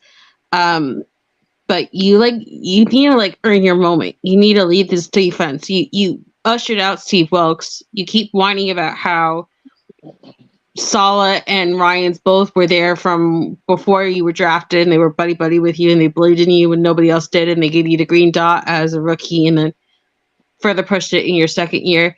And so this is his moment to really if you believe in this team, if you really haven't shaken off the first Super Bowl loss or the second Super Bowl loss, then buckle the fuck down and do something about it.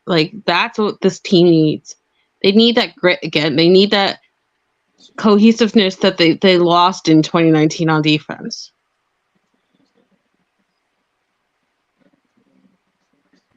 Well, at this point, it is about Fred Warner needs to be all pro Fred, right? That's what a lot of people started calling him. And I mean, he needs to be clean in his tackling. He needs to step it up because when it comes down to it, who, like you said, who do we got behind him? We got Campbell, and he's okay. He's a veteran. He's experienced at least. You have DFF, but DFF is barely a special teams guy. I mean, I'm not counting on him to do much. No, but then you have guys I'm looking at Odom. You have maybe D Winters because he'll play because he's not a rookie, and that's the other thing that makes me scratch my head at people who say that the receiver thing is an issue because we have all these new rookies. Kyle doesn't play rookies unless he's absolutely forced to, and that's usually even after he's gone and gotten a Josh Norman and all these other old recycle players that nobody in the league wants to touch. So it's a big year for Fred Warner. I think the pressure is mostly on him this year. And I hope when the playoffs happen again, he's not trying to line himself up for interceptions and he's just helping his team, because I think what really made me so aggravated with him was, I don't know if it was the first one or the second one, but you remember that one interception by Dre Greenlaw? And you saw the corners and the safeties all go downfield, and even though they wanted him to go down, they all blocked for him, and they all try to further push the ball down the field. And Fred Warner was backpedaling 20 yards and making sure that Fred Warner was protected and he wasn't putting himself in danger. And so I hope that changes. I hope they take the Super Bowl loss and they come out hungry and hard and determined and fast, and they don't take forever to get started like they did in 2020. But I really don't know what's going to happen with Brandon Staley. I wish the Niners would have picked up Asheer, but he wanted too much money, so that would have been another guy to lean on. So yeah, but Aziz wanted to be the Fred Warner. He wanted to be the main backer, and so I understood why he went to the Titans, and I now understood why he went to the Texans. He wants to be a centerpiece. He wants to be that guy. And that's why I as much as I'm going to miss him, I understood why Charlie Warner went to the Falcons. He wants to be a legitimate, we respect you, we need you, you are necessary to us kind of player. And that's the problem with this team, is that they have their superstars and they lean too heavily on their superstars, and things kind of fall apart when those superstars don't live up to expectations. So you do that with Bosa, you do that with Warner, you do that with Debo. How many times do we have to see Debo get banged up or injured or come out of games or can't handle a game, and the offense goes stagnant because Kyle's so wrapped up in Debo, like he can't move past the Debo plays. Like you've been in the system, you've been with these players for so long. That shouldn't be a deficiency that hurts you. And now that it's happening in playoff games, like this is a big deal. Like these are the things that we should be seeing corrected, and I don't know if they will be. And another thing too, when we in the Super Bowl, we run the ball, Christian McCaffrey, this. It comes to third quarter and fourth quarter, let's stop giving the ball to CMC, Kittle, Debo, all those guys. But that's kind of been the Niners' identity since Harbaugh. They get these leads and then they sit on the offensive lead and they don't do much on offense. And so you keep giving the opposing offense more opportunities to catch up, and then you're shocked that the defense can't hold it together in the last 10 minutes because they're exhausted. Like it's not on the defense. Like that's why I wanted the the defense entire they held off Patrick Mahomes under 20 points and made him go into overtime. Like if anyone had told you that before that, you would think the Niners won the Super Bowl. But they didn't, because Kyle Shanahan just sat on the lead again. It's like 2019, we wouldn't have gotten the first seed overall if Greenlaw didn't learn his lesson versus Atlanta and Julio Jones getting that miracle touchdown. Like he made sure that Jacob Hollister couldn't go and score there. And sometimes you just need someone to take a play like that and be like, not on my watch, not on my team. This is my moment. And I think that's why it's so monumental that they paid Jawan Jennings finally more than a year deal, because that's all he's gotten since they cut him off his original rookie deal, because he had those moments this year. He had I'm blocking a Packer into the water coolers. He had his 2 one-handed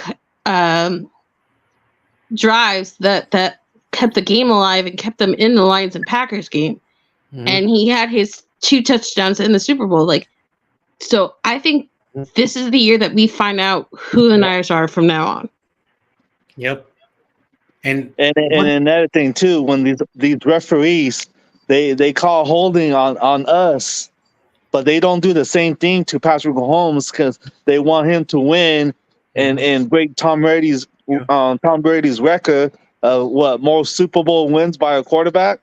It's like they need to call the game fair and square on both teams. Don't give a team favoritism. But that's bull. I know. Corona, the bigger thing though is going to be this year. They've just put in this new rule about the hip drop tackle being limited.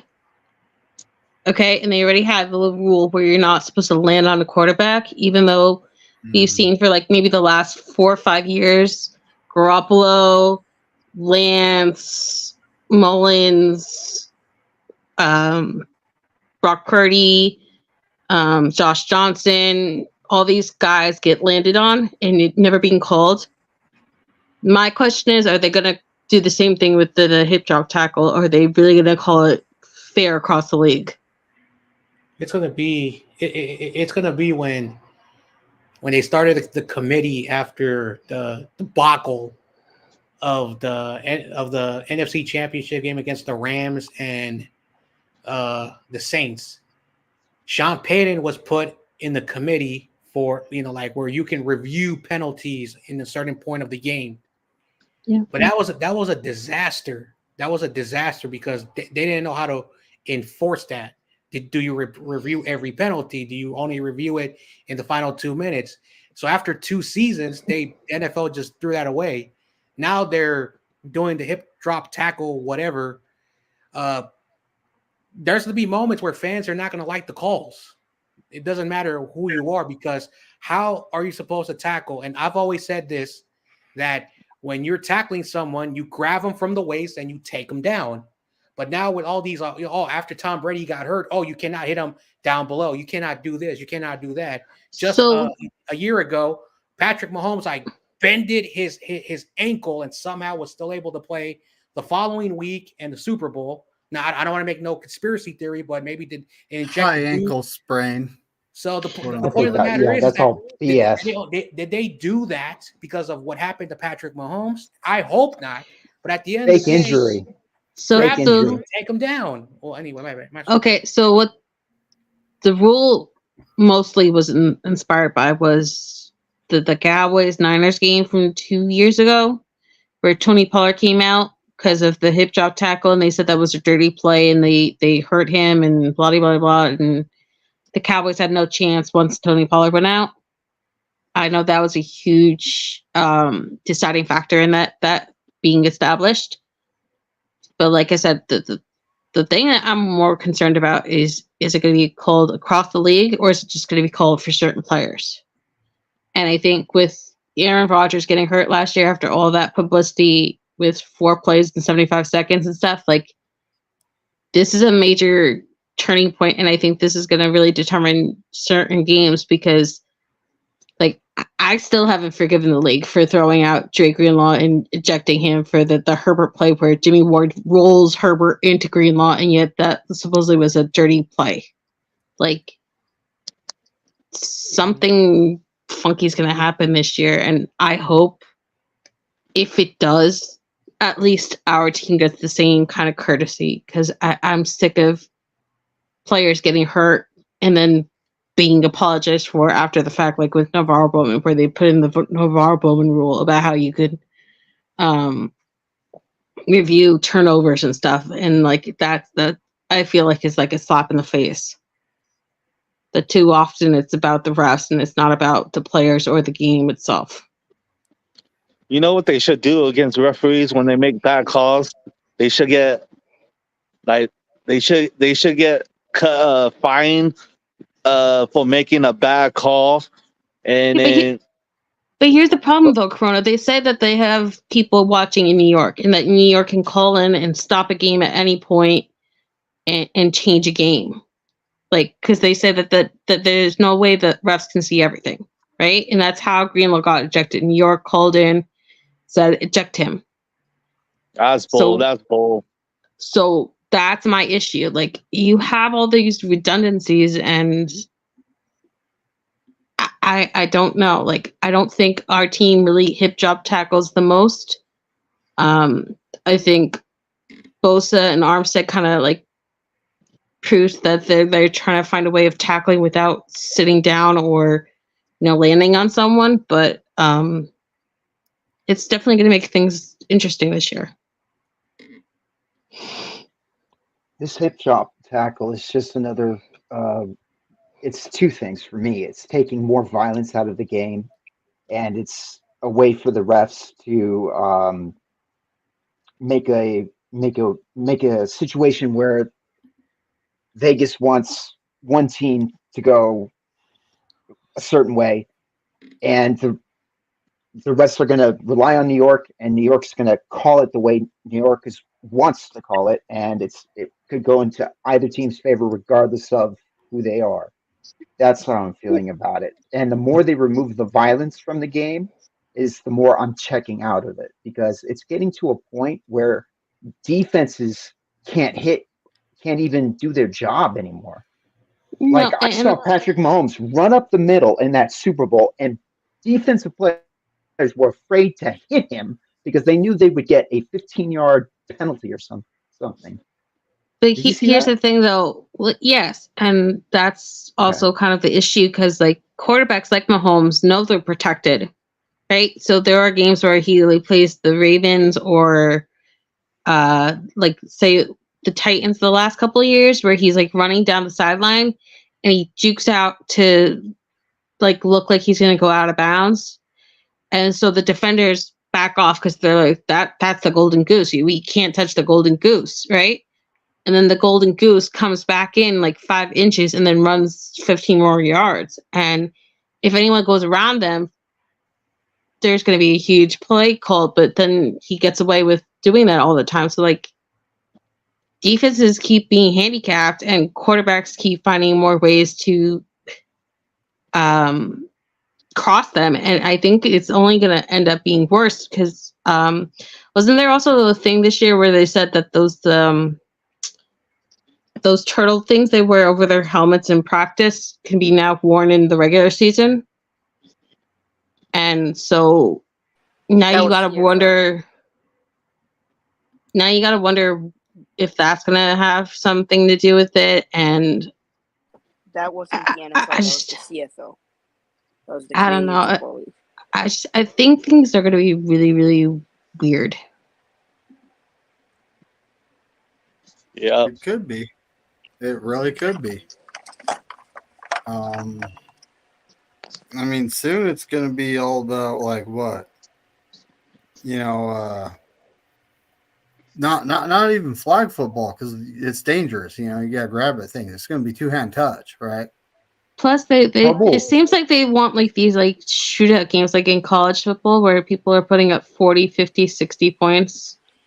I mean, think about how crazy the league went last year when the Miami Dolphins put up like 70 points on the Denver Broncos. Mm. And they could have gone up to 73 and broken the record. And then, of course, Raheem Mostert and the rest of them slapped them all in the face by saying he felt pity for them at the end. So that's why we didn't go for the field goal. Like, this seems to be like something like Vegas and fantasy football owners and everybody else is more concerned about. Having high scoring games and not really caring about the game itself being football. Exactly. They're taking away the purity of the game in favor of the money, because you mentioned stats, right? And numbers that goes into fantasy. And what does fantasy translate into? Sports betting. And especially since gambling is now legal in multiple states, and they have multiple different leagues that are associated with the league itself. So there's a lot of money going determining these things, and if the NFL is going to get to a point where they're going to lose just the legacy fans who just really love the game, even like the Ray Lewis and the Peyton Manning era, like the late 2000s to early 2010s, was still pretty violent. It's still pretty, and it's just within like the last 7 years, to me, it's just become so. I know, because just unwatchable. It's gotten to the point where it's become almost unwatchable because you almost expect a flag to be thrown if you breathe on Patrick Mahomes or something like that. I don't remember it being this bad. I know, because CJ Stroud could have been probably the first rookie to throw for. He was on pace for 5,500 passing yards, but he missed 3 games, so he had 4,700. That's called a red flag to me, because rookies never did that. So when Peyton Manning entered the league, he played all 16 games. He had like 3,700 passing yards. He did throw like 20 touchdowns or some interceptions. Then Cam Newton comes in there and he throws 4,000 yards. So then you start seeing these quarterbacks, and Herbert in 15 games had like 4,700 passing yards. It's so weird how, they're moving, and you're seeing the numbers go up because a lot of teams are throwing the football, and running backs are not very important. But you see how the game is going. Now, when it comes to sports betting, this has been talked about a lot, but no one wants to talk about it because they're afraid to say it. And I'm not afraid to say it, because when it comes to betting, and there are certain types of betting that people don't talk about, but there are people that we need these numbers to add up. Why do they put these score lines, these betting lines, and why does it matter? And so when it comes to these numbers, Vegas is a good example. Like, they know they can actually use betting to predict who's going to be in a Super Bowl, and in every other sport. These numbers do add up. So, and I'm not trying to say there's an insider trading when it comes to betting, but if the league and certain betting have certain things that they're trying to collude for the numbers, and they're saying, all right, let's change the game. Let's put points. And so then the purity of the game. What is football? The same thing with baseball. I don't like the pitch count, but that's for a different story. Basketball has changed. I can't even watch basketball anymore. It's different. Sports is different. It's not what it is no more. It's about the money, and what makes money for the league also makes money for these. That's why advertisers, don't be afraid. Don't be shocked one day that you start seeing advertisers on even uniforms for more money, because basketball's doing it. Baseball's been trying to do it for a decade, but now they changed the uniform, so maybe they'll be able to put some stupid sponsors. So that's called money talks. And I say it all as a joke. Money talks. It's not what it is no more. So if Patrick Mahomes is winning Super Bowl and it brings the league money, they'll give him rings, because it brings money to the NFL. It's harsh.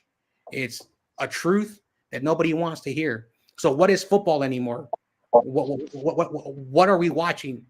Or are the playoffs? Him getting beat in the Super Bowl will also bring them money and attention, right? Yeah. So it's just kind of a double-edged sword, Yeah. And I've honestly been thinking it's all about the storyline myself. Yeah. So here's the one thing that does. If I were a betting man, I would put a lot of money on the Chiefs to three-peat. I think the league is finally going to, quote unquote, allow a three-peat to happen, and it's going to be the Chiefs. Here's the thing that gives me some hope, though, is that there's not like really a definitive other quarterback in the NFC besides Brock Purdy. Like, you have Jalen Hurts, but he's coming off an injury, so you don't know how that's going to stack up. Plus, they have 2 new coordinators again, and they just lost Jason Kelsey, Hassan Reddick, and some big pieces. And the Cowboys are always. But we replace those pieces. But my point is. That argument.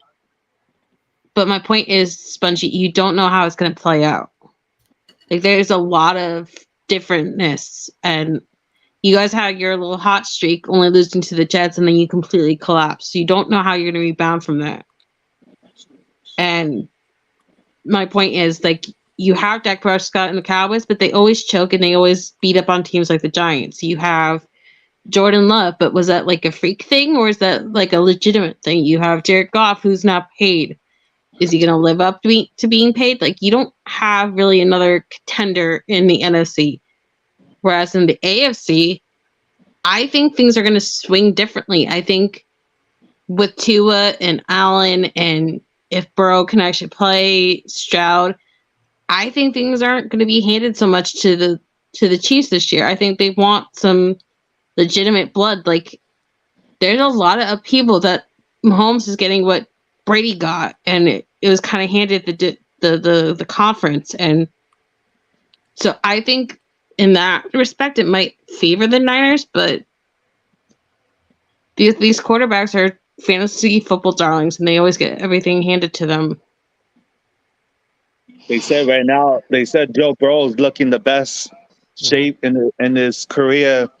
So I think the one who's going to beat Patrick Mahomes in the AFC, I think it's Burrow. I know. And I'm so glad you brought Burrow up. Like, if it wasn't for when we saw the Eagles versus the Chiefs Super Bowl, if that defender who, when the receiver was out of bounds and they were barely at the 50-yard line, did not tackle him when he was out of bounds, and they moved him 15 more yards, I think there was like 7 seconds left. It allowed them to bring the kicker out to kick that. We could have saw Burrow back-to-back in the Super Bowl. We don't know the outcome, if the Eagles would have won or if the Cincinnati would have won. But that's one good example that, maybe Mahomes does still have to play the game, and you still have to do that, because a dumb defender, when he was already out of bounds, knocked him out there, and he was like taken down like where there was no grass. So, and everyone like, damn it, and Burrow could have went. And then last year, Burrow got hurt. They won 9 games, and they were in 4th place. It's a tough division. I still think that we're going to see, maybe I'm just biased because I saw him in college. He was really good. We're going to see a rivalry like Peyton Manning and Tom Brady.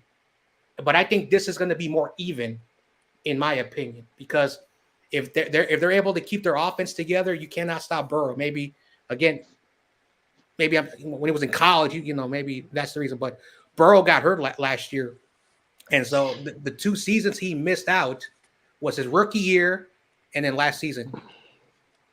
Here's the thing, though. The one thing I have an issue with the AFC is that everyone tries to prove what they're not versus Mahomes in those big games. So, like, Lamar tries to become a thrower instead of being Lamar Jackson. Josh Allen tries to become something else. And same things with, like, Tua and Justin Herbert. Like, too many of these quarterbacks and coaches and offensive coordinators that completely change who they are against Mahomes. And so when Mahomes struggles, that they're kind of handed the game because there's just like, well, we don't want to win because we don't want to win the way we normally win. And until that changes, I think Mahomes definitely will be like that constant contender for a Super Bowl. But I think Jim Harbaugh being part of the AFC gives me hope because I think he's not going to be that guy that flinches. For all my issues with Jim Harbaugh and Greg Roman, and I still hate them to this day for the crap with Crabtree, I think we're finally getting some coaches again that won't flinch when they see that guy across the field from them. And I think that's what DeMeco Ryans is what I want to see in the Super Bowl and be that kind of team because DeMeco's not going to flounder to anybody else. He's going to pull his guys. He's going to stay true to who he is. I think this league needs more people like that. That they're not going to just cater to these preordained ideas and they're just going to be who they are. When they do pay Patrick Mahomes in the regular season, they like Josh Allen, an example. He could be Patrick Mahomes in the regular season, but when it comes down to it, he can't beat him for some reason. And like every time somebody plays Kansas City in the regular season, they beat them. But when it comes down to it, like in the playoffs, they can't stop them for some reason. I don't know why. It's because it's like the thing that they get in their own heads. They really do. Like it's like they get cocky. Like the Titans, for how many years were they the first seed, or they won the South, and they would just go away from Derrick Henry in the playoffs, like, and try to prove Tannehill was a guy, and he wasn't a guy. Like, so I think this year is going to be really interesting, and I just really want to see the Green Bay game. Personally, Corona, like that's my rivalry, Niners Packers. And that's at Lambeau. It feels like it's going to be something special. Mm-hmm. Like the last couple times we went to Lambeau, you had David Akers with the 63-yard field goal to start the year. You had Talanoa Hufanga running back the blocked punt for a touchdown, and it's just like I can't wait for that next Niners Packers moment. It's like that back then. It was Steve Young and Brett Favre, and whoever comes on top. So for some reason, Green Bay always beat us. And when Jeff Garcia came through, he couldn't beat Green Bay. Mm-hmm. So hopefully, Brock Purdy changed that rivalry. Yep. So he's 1-0 against Green Bay right now, but let's see how it goes. Yep. I know in the 90s, the 49ers played in a lot of NFC championship games. Against Green Bay, too. And, of course, I hate the Cowboys. Growing up as a child in the city by the Bay, we had a lot of obnoxious Cowboys fans. But that's for a different video. So, finally, in 1994, DeBartolo was like, screw this. Let's bring Sanders in. Because we were as good, and everyone knew if the Niners or Cowboys won the end, those were going to be the champions. We finally got over the hump. We destroyed San Diego. He got the monkey off his back. And then Brett Favre with a former coach, a former 49er coach. And then when Holmgren went to Seattle, we weren't good, but Holmgren owned us because and I say this as a joke to other fan base. A lot of our coaches won Super Bowls when the Niners weren't winning. Okay, and so finally, we're starting to win again. But the problem is that the difference every time I see some thumbnails when they put Bill Walsh and Kyle Shanahan, they're the same thing. No, they're not. Bill Walsh won titles. Kyle, until he wins, can finally be in the conversation. He's not in the conversation yet. And so I get a lot of these dumb idiots who are not 49er fans. Dude, Kyle's good, man. You're in 2 Super Bowls, 4 out of 5 NFC champ. Why do you Niners fans complain? Well, this is the problem. Again, I grew up here. The term gold standard, in the 80s and 90s were like thrown on the team. And so when you're not the gold standard, you're like, all right, you're just the 49ers. So that's why that aura, until we can be called the gold standard again, because gold is like, a lot of money, until we can be, let's lift up those trophies, which is sort of like gold, that gold standard. And until we get over that hump, and I've said this, I'm going to say it on McNiners channel. I've seen the Niners make the playoffs. Okay, I've seen it already. I've seen them win in the playoffs. I've seen them in NFC championship games. We won NFC champions. So far, we have not won a Super Bowl. So other teams could be like, oh, that's good. Not the Niners. You created that standard. Unfortunately, the Barlow, the legal stuff, whatever. Now it's Jed York. Stop calling yourself your uncle and win, and then you can finally compare yourself to your uncle. That's why I do not like York. Sorry about that. So here's the thing with that. I don't think it's so much Jed York or Kyle Shanahan. I think it's mostly the media that slants it this way. I live in New Jersey, so I live near New York, and that's where a lot of these broadcasters come out of, New York. And so I lived through the whole Rex Ryan thing and how he always was compared to his father, Buddy Ryan. And, he made what was it? I think it was 2 AFC championship games, but he never got to the Super Bowl or won. And he never developed a quarterback, but they kept saying he was just as good as Buddy Ryan or better than Buddy Ryan. And that was kind of at the same time Rob Ryan was the DC for the Cowboys. And so I think the problem with coaches that live up under their father's name, because their fathers won Super Bowls, they think that the child takes what their father did and they expand upon it, and that makes them just as good. And that's the issue. Like, Mike Shanahan has the Super Bowl wins.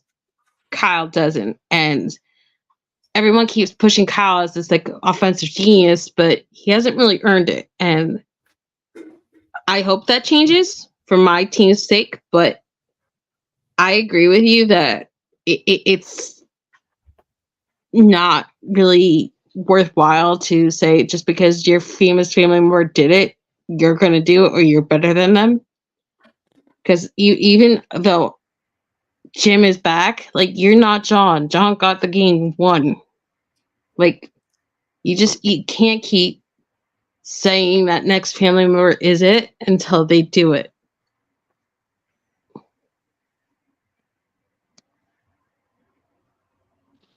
Yep. I hope so. I hope we. Yep. All right, guys, I gotta get off. Oh, because I got that thing that work early in the morning thing. Thanks for Korey coming. David. I appreciate all you guys, all you viewers. I appreciate you too. And you know how it is.